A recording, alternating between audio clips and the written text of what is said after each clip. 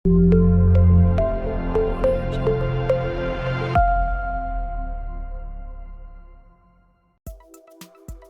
достар, бүгінгі видеода өте қызықты деректерді сіздерге ұсынамын. Видео ұнаса, лайк басып, арнама тіркеле кетіңіз. Биік өкшелі аяқ киімдер әуелде еркектерге арналған. Бетховен әуен жазбастан бұрын басын суық сумен жуады екен. Статистикаға сүйенсек, шашын оңға қайырып тарайтын ер азаматтар солға тарайтындардан гөрі ұзақ өмір сүреді. Үй шаруасындағы адамдар күніне 11 километр жүріп тастайды.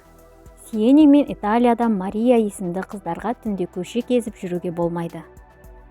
Билл Гейтсті кішкентай кезінде ком деп мазақтағандықтан, Windows бағдарламасында дәл осындай атаумен жаңа папка ашуға болмайды. Бір адамның бойында жер бетіндегі адам санынан асып түсетін тірі ағзалар өмір сүреді.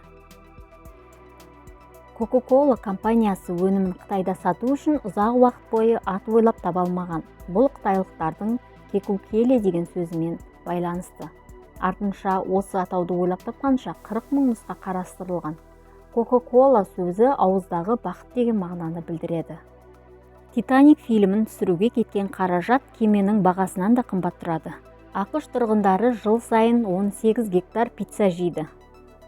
Ұлдардың көбісі күндіз, қыздар түнде туылады екен. Адамдар өте қатты түшкіретін болса, қабырғалар сынуы мүмкін. Адам ДНК-сының 30% салаттікіне ұқсайды. Су құйылған стақандағы суды 80 жыл бойы айқайлап тұрып қайнатуға болады. Орыс және ағылшын тілінде тізенің ішкі бөлігін атайтын сөз жоқ. Ең көп тонау сейсенбі күні жүзеге асады.